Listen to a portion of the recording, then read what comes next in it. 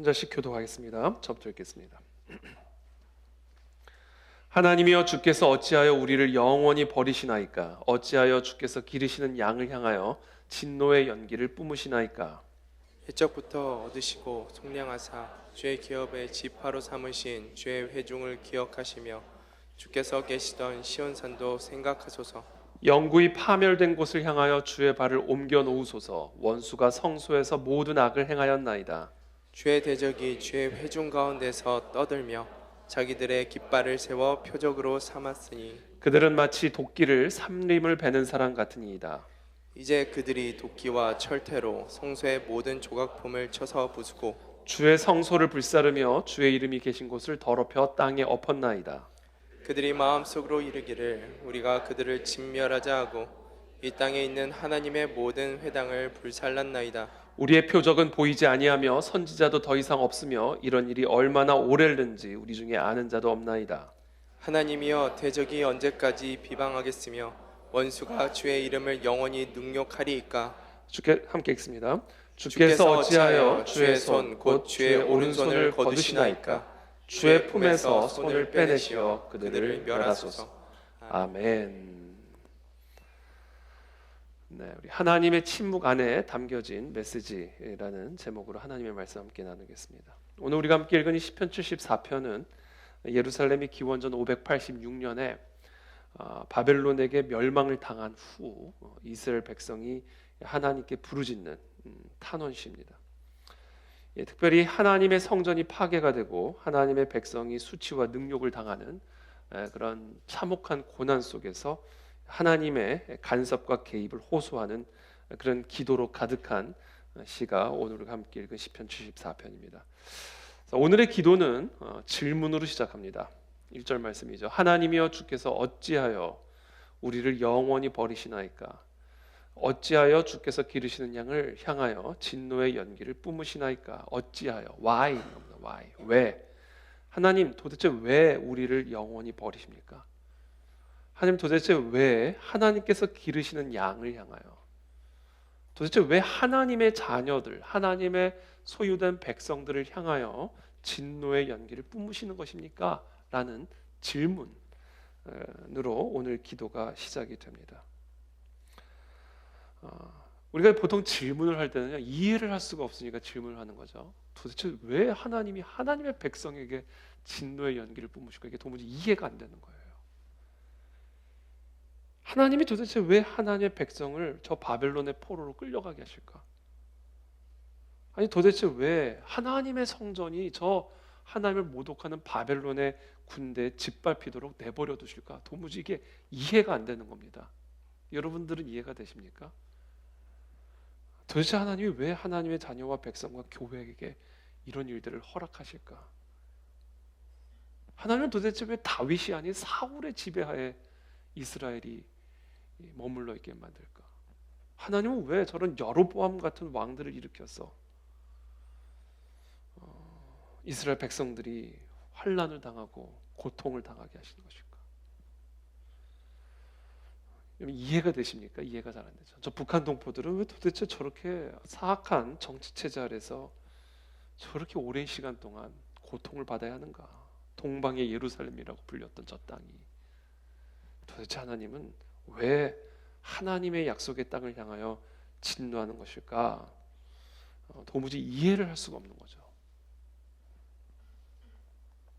그러면서 3절부터 8절까지 이 바벨론에 의한 예루살렘의 파괴와 성전 파괴 참상을 상세하게 묘사를 합니다. 영구히 파멸된 곳을 향하여 주의 발을 옮겨 놓으소서. 더 이상 회복이 불가능해 보이는, 그러니까 영구히 파멸된 곳, 이건 다시는 재기가 불가능해 보이는 완벽하게 파멸된 곳, 이 예루살렘, 이스라엘을 향하여 주의 발을 옮겨 놓으소서.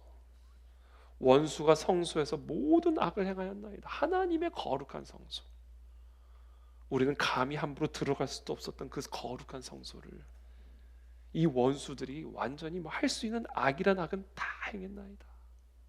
아니 어떻게 이런 일을 행하실 수 있습니까? 4절에 주의 대적이 주의 회중 가운데서 떠들며 자기들의 깃발을 세워 표적으로 삼았으니,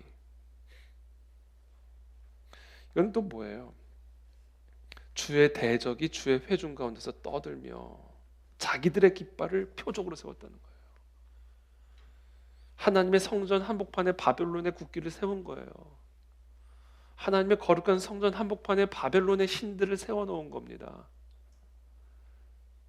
아니 어떻게 이렇게 하나님의 이름이 모독을 당하는데 왜 가만히 내버려 두십니까? 이해할 수가 없는 거죠. 그들은 마치 5절에 도끼를 들어 삼림을 베는 사람 같으니이다.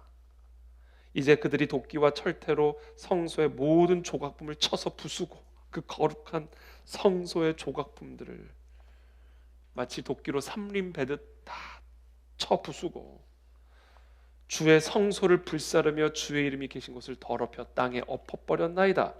그러면서 그들이 마음속으로 이르기를 우리가 그들을 진멸하자 하고 이 땅에 있는 하나님의 모든 회당을 불살랐나이다.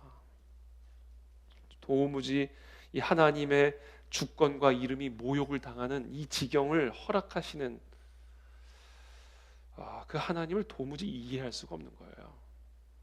그래서 오늘 이 시편은 도대체 왜 우리를 다시는 회복이 불가능할 지경으로 버리시나이까?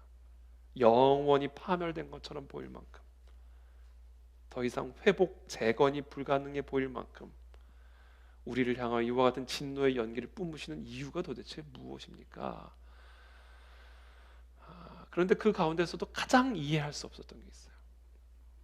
이 모든 일들 가운데서도 이 시편의 기자가 제일 도무지 이해할 수 없었던 것은 이 와중에 침묵하고 계시는 거예요. 도무지 그거를 이해할 수가 없었던 거예요. 8절의 말씀이죠. 그들이 마음속으로 이르기를 우리가 그들을 진멸하자고 이 땅에 있는 하나님의 모든 회당을 불살랐나이다. 9절입니다. 우리의 표적은 보이지 아니하며 선지자도 더 이상 없으며 이런 일이 얼마나 오래는지 우리 중에 아는 자도 없나이다. 아니 이런 상황들이 일어났으면 이런 상황에 대한 해석이라도 해주셔야 될 거 아니에요. 뭐 언제 회복이 될 거다, 언제까지만 참아라, 아니 무슨 해석이라도 뭐 위로라도 해주셔야 될 거 아니에요, 하나님의 백성들에게. 근데 뭐 하나님의 성전이 불타고 뭐 이것도 도무지 이해할 수가 없었지만은 이 와중에 우리의 아버지라고 하는 하나님이 철저하게 침묵을 지키고 계시는 거예요. 이것이야말로 시편 기자는 도무지 이해할 수가 없었던 거예요. 아니 어떻게 이 상황에 개입을 하지 않을 수가 있는가? 선지자도 보내지 않으시고 이런 일이 얼마나 오래는지 우리에게 가르쳐 주는 자도 한 사람도 없고. 그래서 오늘 시편 기자가 외치는 거야. 어찌하여? Why? 도대체 왜? 이렇게. 여러분 우리도 오늘 지금 이 시편 기자의 이 마음, 또 이 시편 기자의 질문이 우리들 안에도 있죠. 그렇죠? 우리의 삶에도 도무지 내가 이해할 수 없는 일들, 아니 하나님의 딸에게, 아니 우리 아버지도 우리한테 이렇게는 안 할 텐데 하나님이 하나님의 아들들에게, 딸들에게 왜 우리를 이렇게 다시는 회복이 불가능한, 어떤 소망도 보이지 않는 것처럼 우리의 삶에 이런 일들을, 이런 아픔들을, 이런 문제들을 우리들에게 허락하시는가? 도대체 왜?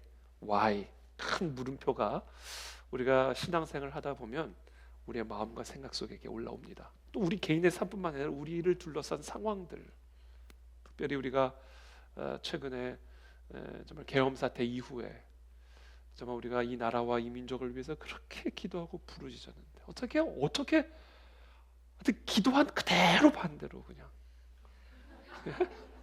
아니 이러기도 어려울 거예요. 어떻게 정확하게 반대로 답하시나? 심지어 반대로 기도를 해볼까? 이런 생각이 들 지경이에요. 그러면 반대로 응답을 하실까? 지금 하나님 우리랑 장난하시나? 이런 생각이 들 지경이에요.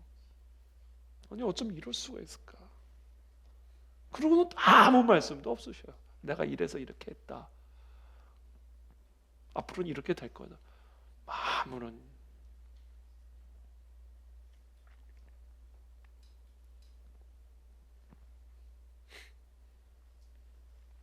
그 질문에 대한 답이 무엇일까? 이런저런 상황도 도무지 이해할 수가 없었지만 이런 상황 속에서도 아무런 말씀을 하지 않고 침묵을 지키시는 그 하나님, 도대체 왜 그러시는 겁니까? 그 어찌하여의 질문에 대한 답이 무엇일까요? 오늘 그 답을 하나님은 우리들에게 말씀하고 계십니다. 오늘 그 모든 물음표들이 느낌표로 펴지게 되기를 축복합니다. 여러분, 하나님은 말씀이세요. 그렇죠? 태초에 말씀이 계셨는데 그 말씀은 곧 하나님이시다, 이렇게 말씀하십니다. 그리고 그 말씀이 육신으로 오신 분이 그리스도세요. 그리고 그분이 승천하신 후에 보내주신 성령은 말씀의 검이에요. 그러니까 하나님은 말씀이십니다. 그래서 우리는 이 말씀이신 하나님을 말씀으로써 그 존재를 만나게 돼요. 그래서 말씀하는 거예요. 하나님은 말씀이니까. 말씀을 떠나서는, 이 말씀을 멀리해서는 우리는 절대로 하나님을 만날 수가 없어요. 왜? 하나님은 말씀이기 때문에 그래요. 말씀을 가까이 하는 만큼 나는 하나님과 가까운 사람이에요. 말씀을 따라가는 만큼 나는 하나님을 따라가는 사람이에요. 말씀을 믿는 만큼 나는 하나님을 믿는 사람입니다. 왜냐하면 말씀이 하나님이시기 때문에 그래요. 자, 하나님이 말씀이라는 의미는, 우리 하나님은, 살아계신 하나님은 이 말씀을 우리에게 하시는 분이라는 의미예요. 이 성경 책이 하나님이라는 얘기가 아니라 이 기록된 하나님의 말씀을 매개체로 삼아서 우리의 심령에 인격적으로 말씀하시는 분, 우리는 그 말씀하시는 하나님을 통해서 하나님이라는 그 인격체를 경험하게 되고 만나게 되는 거예요. 만약에 그런 하나님이 침묵하신다면, 하나님의 본질이 만약에 말씀하시는 하나님, 말씀이신 하나님인데 그런 하나님이 만약에 말씀을 하지 않고 침묵을 하고 계신다면 그것은 분명한 의도를 가진 침묵인 거예요.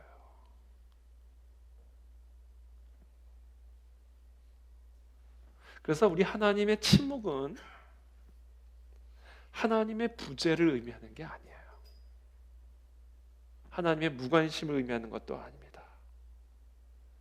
하나님의 침묵 그 자체가 하나님의 말씀이에요. 말씀이신 하나님은 그분이 하는 모든 것을 통해서 우리에게 말씀하고 계셔요. 그래서 그분이 침묵하고 계신다 해서 그분이 지금 우리에게 침묵하고 계시는 게 아닙니다. 침묵 그 자체가 하나님의 말씀입니다. 매우 의도된 메시지를 담고 있는 침묵이에요.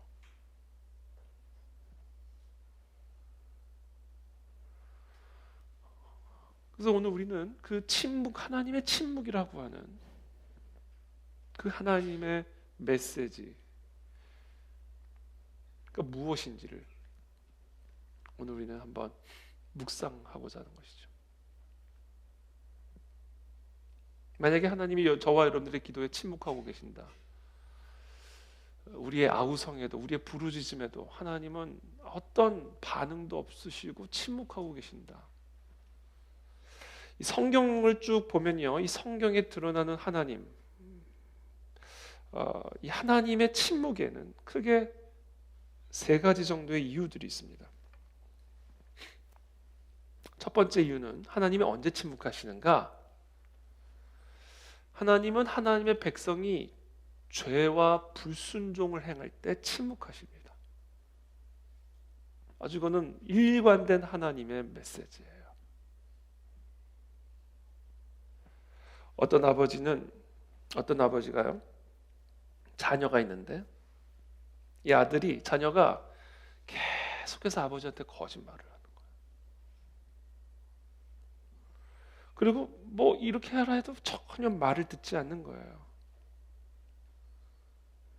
그렇게 하루가 지나고 이틀이 지나고, 그러다 어느 날 아버지가 자기 자녀와 전혀 대화를 하지 않기 시작했어요. 침묵하기 시작했어요. 말을 걸어도 평소에는 조곤조곤 잘 대화도 나누고 때로는 잘 타이르기도 하는 아버지였지만 어느 순간부터 아버지가 완전한 무반응, 투명인간 취급 하기 시작하는 거예요. 며칠이 그렇게 지나고 나니까 이 자녀가요, 결국은 아버지 앞에 와서 울면서 도대체 제가 뭐를 잘못했는지 가르쳐달라고 울면서 말하기 시작하는 거예요. 아빠가 말을 안 하니까 내가 너무 무서워서 내가 이 집에 살 수가 없습니다. 그때 아버지가 이 자녀에게 조용히 말합니다. 네가 내 말을 듣지 않으니까 내가 못하러 너에게 말을 하냐? 아니 말을 할 필요가 뭐냐 도대체? 말을 하면 들어야지. 말을 해도 듣지 않으니까 나는 말할 필요가 없는 거다. 그래서 나는 네가 내 말을 들을 준비가 될 때까지 그냥 기다리고 있었던 것이다. 이렇게 말을 해줬다라는 지어낸 이야기입니다.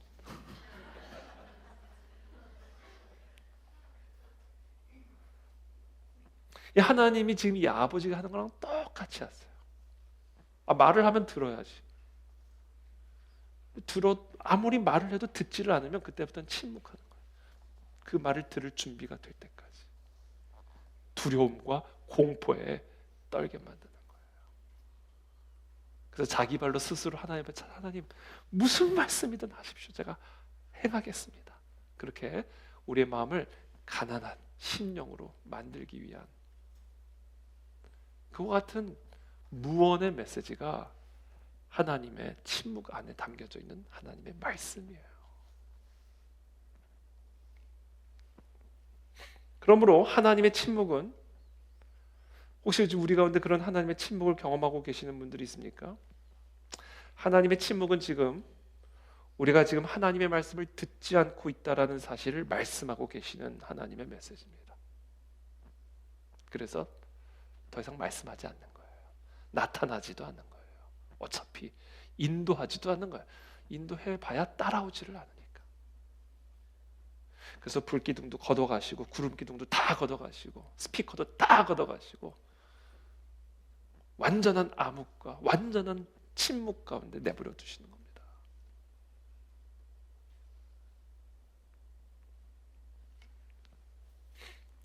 이사야서 1장 15절입니다. 너희가 손을 펼 때에 내가 내 눈을 너희에게서 가리고 너희가 많이 기도할지라도 내가 듣지 아니하리니 너희의 손에 피가 가득함이라. 손을 펴면 눈을 가리신대요. 이거 우리가 모여가지고 막 손 핀다고 되는 게 아니에요. 눈을 가려버리신대요. 그 우리가 아무리 손을 들어도 하나님에게는 아무 의미가 없는 거예요. 아무리 소리를 질러도 듣지 않으시겠대요.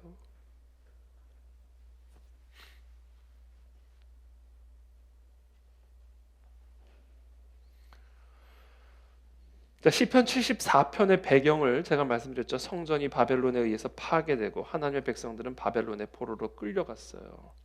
이스라엘에 아주 오랜 시간 동안 지속되었던 불순종과 우상 숭배에 대한 하나님 심판이었어요.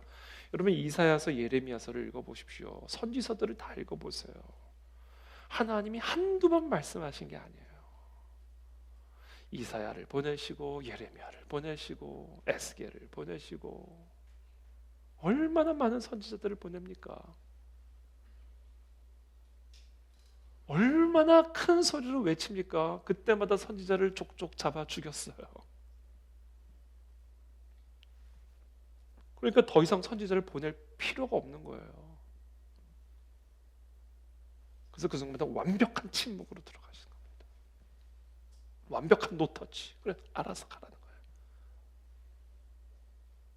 목자를 보내줘도 목자를 따라가지 않으니까.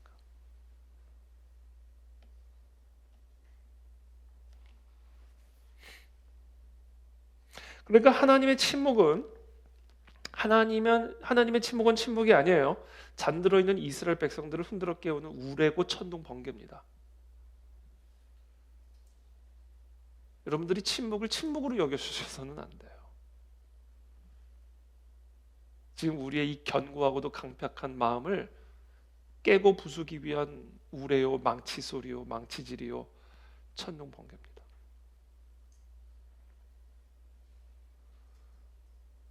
그러므로 하나님의 침묵 앞에서 우리는 바벨론의 만행에 집중해서는 안 돼요. 바벨론의 사악함과 죄악에 대해서만 이야기해서는 안 됩니다. 아니, 왜 하나님이 저렇게 바벨론의 만행을 내버려 두시는가? 저 바벨론의 악함을 좀 보십시오. 성소를 다 부수고 있고 성소의 조각품들을 다 부수고 있고 하나님의 거룩한 이름을 모신 이 성전을 다 짓밟고 있습니다. 지금 이렇게 하면 안 되는 거예요. 포인트는 그게 아니에요. 포인트는 바벨론의 만행이 아니에요. 이스라엘의 만행이에요. 하나님의 침묵 앞에서의 포인트는 바벨론의 사악함이 아니에요. 이스라엘의 사악함이에요. 하나님의 백성들의 타락이에요. 그게 하나님의 침묵 안에 담겨진 포인트입니다. 이 포인트를 우리가 제대로 잡아야 돼요.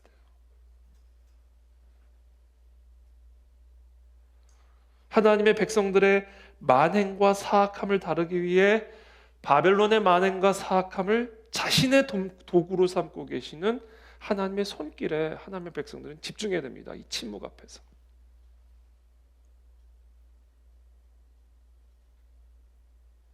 그것이 바로 이 어찌하여의 답이에요.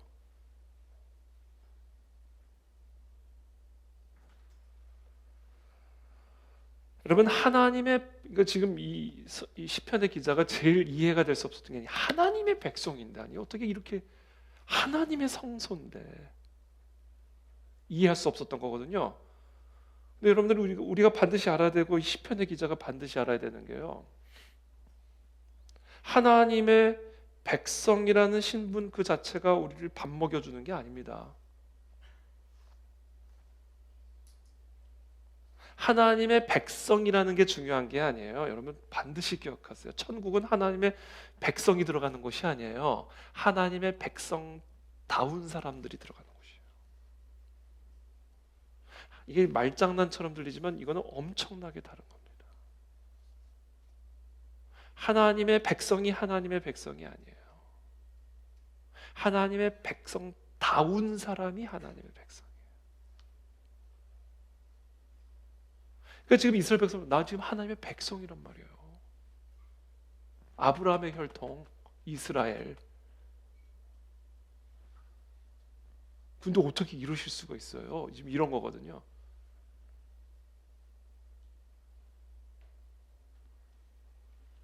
하나님의 성전 그 자체가 밥 먹여주는 거 아니에요. 그냥 그건 돌무더기고 돌덩어리들 뿐이에요. 하나님의 성전다움이 중요한 거예요. 그게 하나님의 성전이 되는 거예요.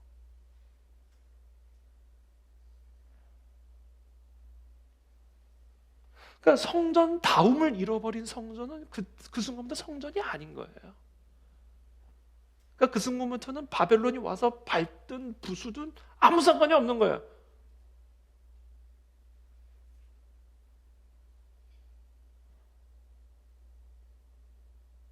오히려 그것을 파괴함으로써 성전다움을 회복하고자 하시는 거예요.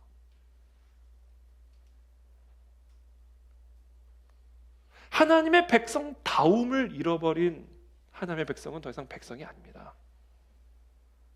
그래서 그 백성을 포로로 끌려가게 하심으로써 그 하나님의 백성다움을 회복하고자 하시는 겁니다. 그것이 바로 이 하나님의 이 이상한 침묵 안에 담겨져 있는 의도고 목적이고 메시지라는 거예요. 백성다움을 회복하셔야 됩니다. 성전다움이 회복이 되어야 됩니다. 포인트는 바벨론의 만행이 아니에요. 성전다움을 잃어버린 하나님의 성전의 패역함과 하나님의 백성다움을 상실한 하나님 백성들의 완악함이 포인트인 겁니다. 우리는 이 하나님의 침묵 앞에서 거기에 우리의 초점을 맞춰야 되는 겁니다. 두 번째, 하나님의 침묵은 무엇을 의미할까? 성경을 가만히 보면 하나님의 침묵은요, 언제나 우리의 어린 신앙을 성장시키고 성숙시키기 위한 하나님의 방법이더라고요.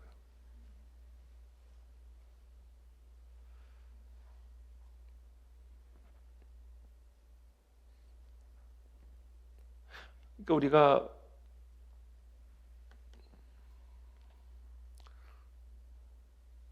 구름 기둥과 불 기둥을 봐야 이제 안심을 하던 우리의 신앙이 이제는 불 기둥과 구름 기둥이 없어도 하나님이 나랑 항상 함께하고 계심을 내가 믿을 수 있는, 꼭 구름 기둥과 불 기둥 눈에 보이는 어떤 현상이 나를 이끌어가야 내가 하나님의 인도함을 받을 수 있는 게 아니라 내 안에 계신 성전 안에 계신 성령 하나님과 친밀한 교제를 통해서 내 안에 계신 성령께서 나의 불 기둥이 되고 구름 기둥이 되어지는 어떤 그런 영적 성숙함, 어떤 눈에 보이는 표적을 따라다니는 그런 수준에서 이제 내 안에 계신 성령의 영적으로 민감하게 반응하는 그런 성숙함, 어떤 그런 영적인 성숙과 성장을 위해서 항상 보여주던 표적들을 없애버리시고 항상 하시던 방식들이 아니라 이제는 다른 방식들로 우리가 그분의 인재를 경험하고 누릴 수 있도록 이렇게 걷어가시는 거죠. 그게 바로 하나님의 침묵의 목적입니다.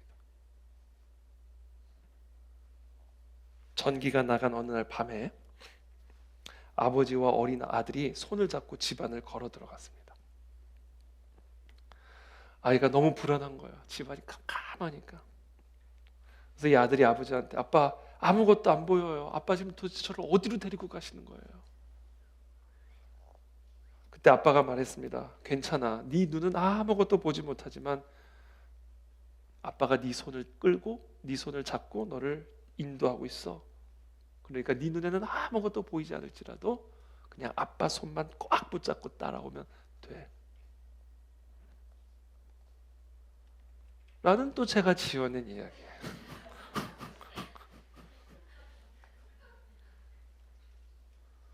하나님의 침묵을 부재라고 생각하던 우리의 어린 신앙이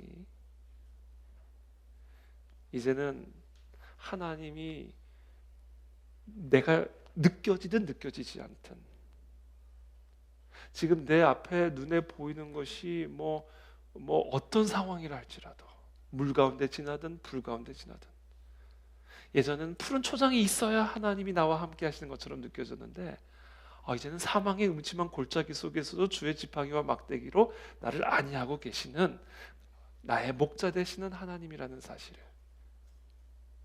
꼭 상황이 좋아야 내가 하나님의 품 안에 있는 게 아니라 원수들 앞에서도 내 앞에 상을 베풀어 주시는, 머리에 기름을 부으시는, 나와 항상 함께 하시는 하나님. 자, 그런 수준으로의 우리의 영성과 신앙과 믿음을 장성한 분량으로까지 성장시키기 위해서 하나님은 의도적으로 침묵하십니다.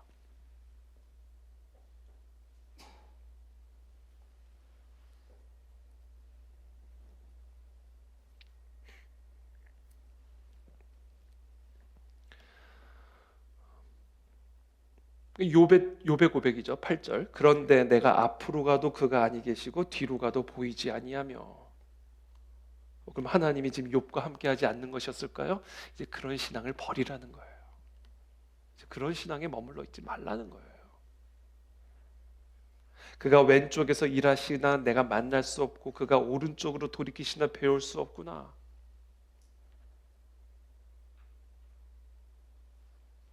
그러니까 앞으로 가도 보이지 않고 뒤로 가도 보지 않고 하나님이 분명히 일하고 계시는 것은 알지만 지금 도대체 이런 상황에서 나를 위해 어떤 일을 하고 계시는지, 아니 이런 상황 속에서 도대체 나를 위해서 무슨 일을 하고 있다는 건지,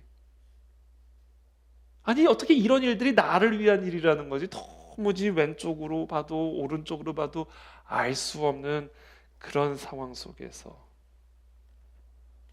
그런 하나님의 이상한 침묵 안에서 욥이 이렇게 고백하죠. 그러나 내가 가는 길을 그가 아신다. 내가 가는 길을 나는 모르지만 내가 가는 그 길을 우리 하나님은 아시니까 나는 알 필요가 없다. 그렇게 고백하는 거예요. 그가 나를 이렇게 단련하신 후에는, 이런 이상한 침묵을 통해 나를 단련하신 다음에는 나의 믿음이 순금같이 나오리라.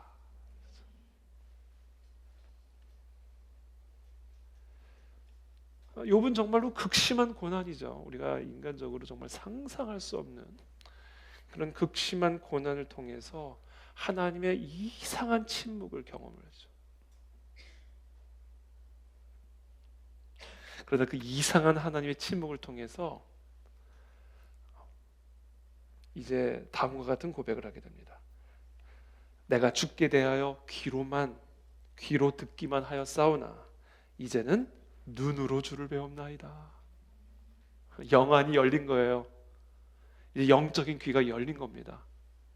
이제 영의 세계를 볼 수 있는 눈이 열리게 된 거예요. 이제는 육의 세계를 통해서 육의 세계 안으로 들어와 주셔야만 볼 수 있었던 그 눈이 이제는 육의 세계랑 상관없이 이제는 그 모든 육의 세계를 지배하는 영의 세계를, 영의 차원을 볼 수 있는 눈과 감각과 그런 영성의 소유자로 거듭이 나게 된 겁니다. 바로 그와 같은 연단과 훈련과 성장을 위해서 하나님은 의도적으로 이상한 침묵으로 들어가십니다.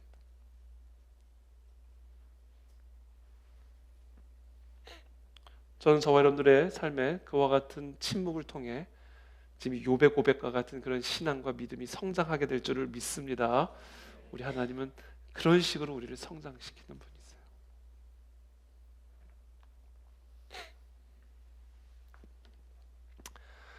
마지막으로 세 번째, 이 하나님의 침묵 안에 담겨져 있는 메시지가 있습니다. 그것은 뭐냐면요, 나의 때를 버리고 하나님의 때를 기다리게 하기 위한 침묵이에요. 이 주도권 싸움은요, 이 시기를 가지고 싸우게 되는 겁니다. 우리는 나의 때를 버릴 때 나의 주도권을 버리게 돼요. 나의 때를 버리게 될 때 나의 계획을 내려놓게 됩니다.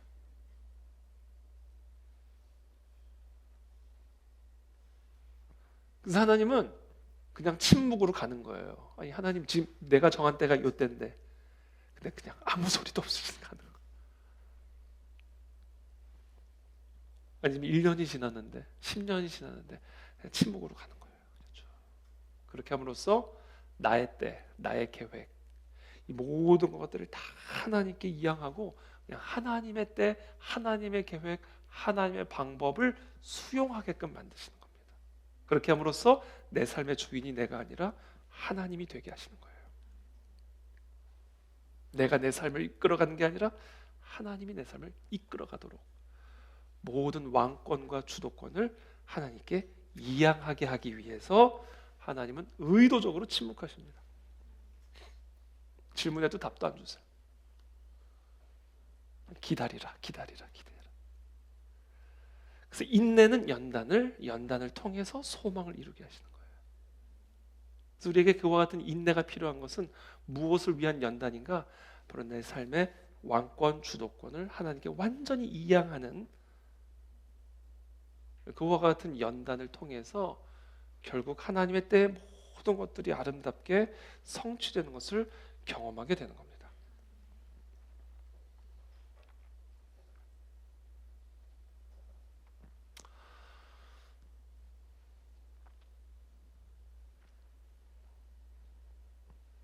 아버지 방에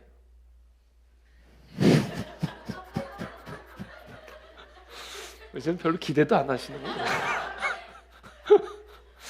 아버지 방에 금고가 있어요. 얘기하기 싫어졌어요 갑자기.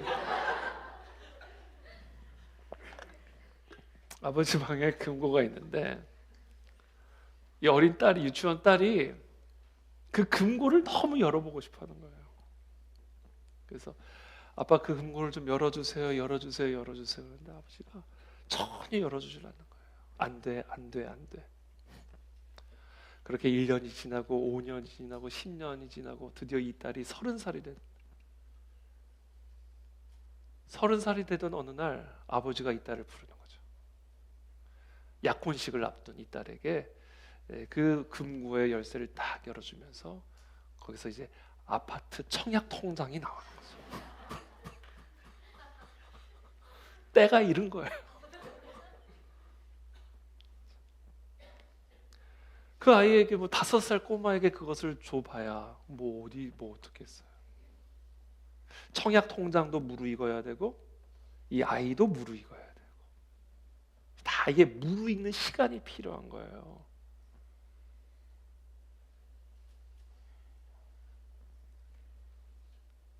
제가 과일들을 좋아하는 과일들이 몇 개가 있습니다. 제일 좋아하는 게 이제 수박을 좋아해요. 저는 이렇게 과즙이 많은 게 좋아요. 복숭아, 수박 이렇게 좀 이렇게 딱 먹었을 때 뻑뻑한 과일보다는 이렇게 막 과즙이 팍 터지는 그런 이게 물인지 과일인지 모를 지경으로 그렇게 그냥 수분이 많은 과일들을 좋아해요. 그리고 또 제가 좋아하는 과일이 아보카도를 좋아해요. 부드러운 아보카도 너무 좋아해요. 근데 이제 아보카도를 이제 사서 먹으려고 그러면 처음에는 급한 마음에 사오자마자 막 했는데 막 돌덩이 같이 딱딱한 거예요. 그걸 막 제가 억지로라도 제가 그걸 먹고 싶어가지고 막 칼로 하면 해놓으면 먹을 수가 없어요. 돌덩어리에 돌덩어리. 그래서 제가 이제 나중에 알았어요. 익을 때까지 기다려야 된다는 걸 제가 나중에 알았어요. 그래서 그걸 사와가지고는 이게 언제 익나 아침마다 한번 눌러봐요. 아휴, 아직도 안 익었네. 그럼 또 기다려야 돼요. 그럼 다음 날 와서 또 눌러봐요. 조금 들어가네. 그렇게 한 일주일은 지나가야 되더라고요. 그래서 이제 딱 했을 때 이게 딱 스펀지처럼 딱 말랑말랑해질 때 그때 딱 배를 갈아서 먹으면 배를 가른다는 표현 죄송합니다. 딱 껍질을 따라서 먹으면 얼마나 고소한 아보카도를 만날 수 있는지 모릅니다. 이게 뭐예요? 다 때를 기다려야 돼요. 때. 하나님은 우리에게 가장 좋은 선물을 주기를 원하십니다. 근데 아무리 좋은 선물을 줘도 그 선물을 선물로 여길 수 있을 만큼 우리가 성장하거나 성장하지 않거나 또는 그 선물을 우리가 충분히 누릴 수 있는 상태가 되지 않으면 그거는 돼지 목에 목걸이, 진주 목걸이 같은 게 돼버리는 거예요. 그래서 여러분 하나님의 때를 신뢰하십시오. 하나님의 때가 가장 완벽한 때고 가장 좋은 때입니다. 무르익어야 그 선물도 최상의 상태가 되는 것이고 무르익어야 나도 그 최상의 선물을 최상으로 누릴 수 있는 상태가 되는 거예요. 하나님은 한치의 오차도 없이 우리를 위해서 일하시는 분이십니다. 바로 그와 같은 하나님의 때를 기다리기 위해 우리가 침묵해야 하나님의 침묵을 이제 경험하게 되는 것이죠. 그래서 우리는 그와 같은 하나님의 침묵 속에서 기억해야 돼요. 하나님이 침묵하신 데서 하나님이 지금 아무 일도 안 하고 계시는 게 아니에요. 하나님 지금 열심히 내 안에서도 일하고 계시고요. 우리를 위해서 주고자 하는 그 선물을 속에서도 일하고 계셔요. 열심히 쉬지 않고 일하고 계십니다. 무르익도록 오늘은 좀 익었나 내일은 익었나 우리보다 더 빨리 그 선물을 주고 싶은 마음에 우리의 상태, 선물의 상태를 날마다 확인하며 그 선물과 내가 만날 수 있는 그날을 우리보다 더 고대하고 계시는 분이십니다. 여러분 선물을 받는 사람도 참 기쁘지만요 선물을 주는 이 기쁨도 못지 않습니다. 특히 부모가 우리 자녀에게 어떤 선물을 주고자 할 때 하루라도 빨리 그 선물을 줄 수 있는 날이 오기를 기다리는 게 부모의 심정이에요. 우리 하나님 아버지는 오죽하겠습니까? 너희가 악한 자라도 너희의 자녀들에게 좋은 것으로 줄 줄 알거든. 하물며 하늘에 계신 너희 아버지께서 너희에게 좋은 것으로 주시지 않겠느냐. 생선을 달라는 자에게 뱀을 줄 부모가 어디 있으며 떡을 달라는 자녀에게 돌을 줄 부모가 어디 있느냐. 그러나 지금 내가 이것을 주면 너에게는 돌을 받게 되지 않는다. 지금 내가 이것을 너에게 주면 이것은 너의 영혼을 죽이는 독사가 될 수밖에 없다. 그러니 하나님의 때를 기다리라 이거예요.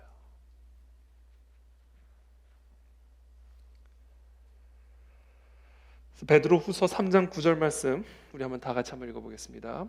시작.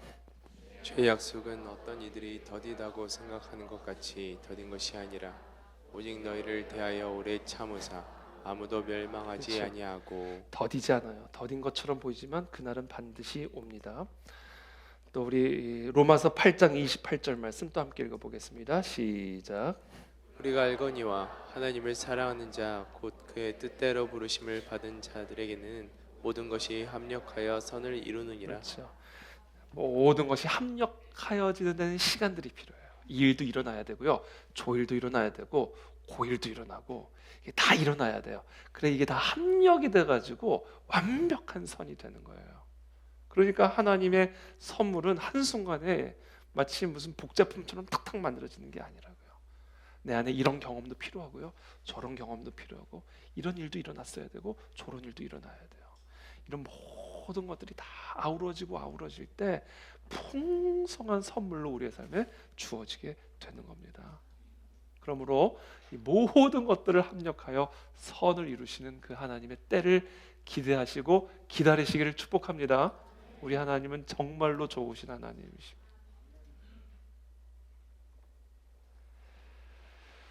이 세 가지를 지금 제가 말씀드린 이 세 가지, 하나님의 침묵 안에 담긴 이 세 가지 메시지를 한 단어로 연단이라고 부르는 거예요. 연단. 연단은요, 사랑하는 사람에게만 하는 겁니다. 사랑해서 연단하는 겁니다.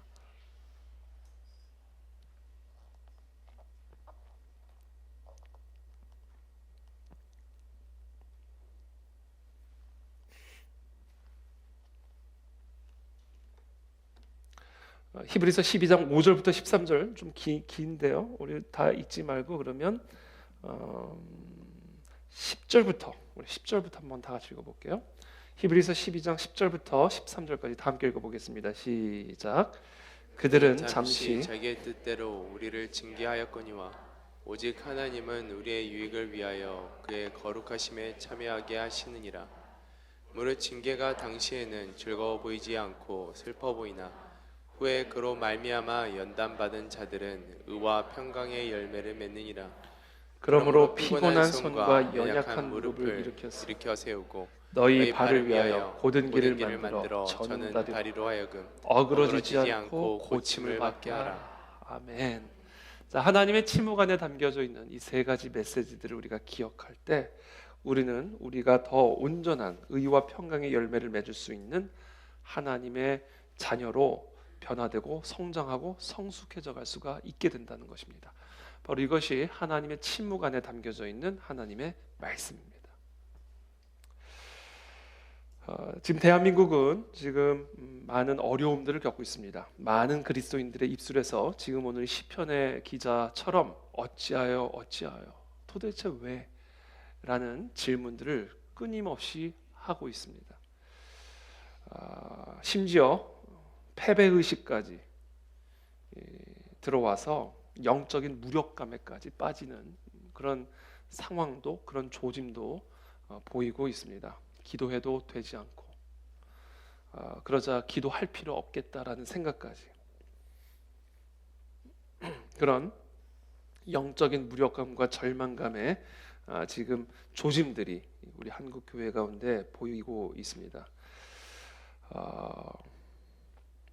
우리 한국 교회는 이와 같은 하나님의 침묵을 통해서 어떤 메시지를 들어야 할까요? 오늘 드린 말씀처럼 이 한국 하나님의 이 침묵 안에는 한국 교회의 교회다움을 회복하라는 하나님의 메시지가 담겨 있는 겁니다. 성도다움을 회복하라는 하나님의 경고가 들어가 있는 것입니다. 저는 저와 여러분들 모두가 지금과 같은 하나님의 침묵 속에서 이 메시지를 듣지 못한다면 우리에게는 그야말로 더 이상 아무런 소망이 없게 될 거라고 저는 생각합니다. 저는 우리 하나님의 이 침묵 안에 담겨진 한국 교회와 성도들을 향한 메시지를 우리 모두가 듣게 되기를 기도하고 축복합니다. 그러면 하나님은 다시 하나님의 영광의 얼굴을 우리 가운데 비추어 주실 줄을 믿습니다. 하나님의 때에 아름답게 영근 열매로 우리를 축복해 주실 줄을 믿습니다. 이 모든 일들도 합력하여 선을 이루기 위해 필요한 일들인 거예요. 이러한 상황들도 하나님이 우리와 항상 함께하고 계심을 믿을 수 있도록 우리의 신앙을 지금 연단해가고 계시는 겁니다. 또한 이런 상황을 통해서 우리의 잃어버린 성도다움을, 우리의 잃어버린 교회다움을 다시 회복할 것을 촉구하시는 하나님의 징계의 메시지를 또한 우리가 들어야만 하는 것입니다. 그러므로 우리는 더 열심을 내어 우리의 어그러진 다리가 고침을 받을 수 있도록 기도와 말씀의 자리로, 예배의 자리로, 순종의 자리로 나가야 될 줄로 믿습니다. 한국교회의 교회다움, 한국교회의 성도다움을 회복하는 방법은 무엇일까? 오늘 본문자를 끝나고 이제 내일 본문이죠. 내일이 아니라 내일 모레 주일 본문이죠. 12절 말씀, 시편 74편 12절 말씀 다 함께 한번 읽어보겠습니다. 시작. 하나님은 예로부터 나의 왕이시라 사람에게 구원을 베푸셨나이다. 자, 11절까지는 어찌하여로 넘어갔지만 이제 12절부터는 그 어찌하여에 대한 답을 시편 기자의 입술을 통해서 우리에게 가르쳐주고 계십니다. 하나님은 예로부터 나의 왕이시라 사람에게 구원을 베푸셨나이다.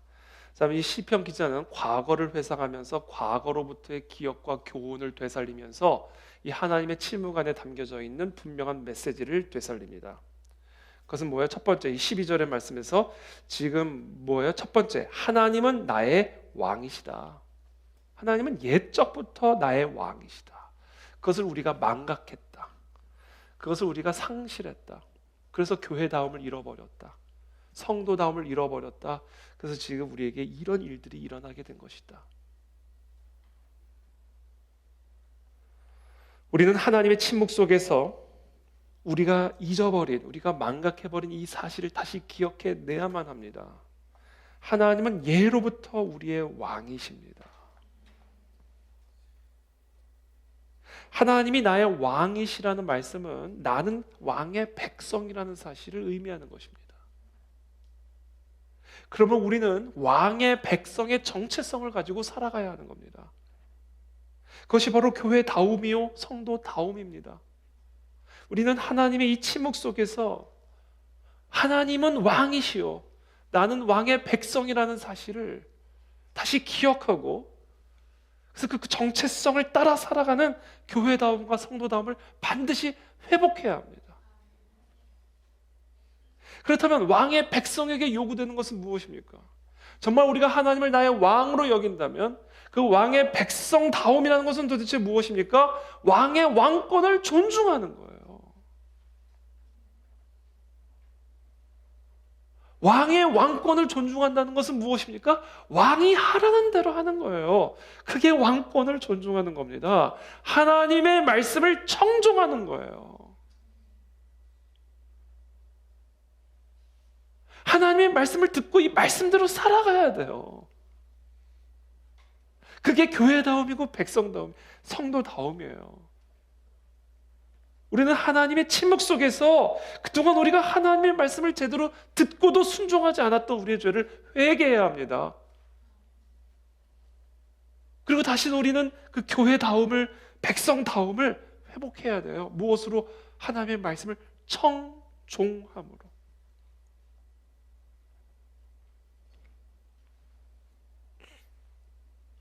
여러분, 우리 신앙생활의 목표는요, 마음의 평강을 누리는 게 아니에요. 실제로 많은 사람들이 마음의 평강을 누리기 위해, 그리고 지금보다 좀 더 행복한 삶을 누리기 위해 신앙생활을 하는 경우들이 많이 있습니다. 물론 그것이 신앙생활의 일부가 아닌 건 아니에요. 그러나 신앙생활의 목표는 그게 아니에요. 그것은 목표가 아니라 우리가 목표를 이룰 때 자연스럽게 따라오는 열매들이에요. 마음의 평강, 기쁨, 행복, 형통, 이거는 신앙생활의 목표가 아니라 그 목표를 이룰 때 따라오는 열매들이라고요. 목표에 관심이 없이 열매만을 추구하는 인생 때문에 침묵하는 거예요.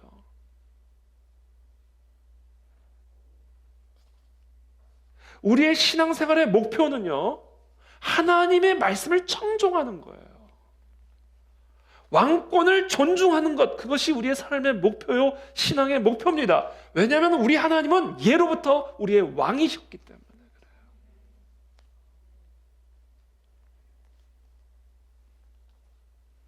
그것이 우리가 지금 잃어버린 교회다움이고 신앙 성도다움이란 말이에요.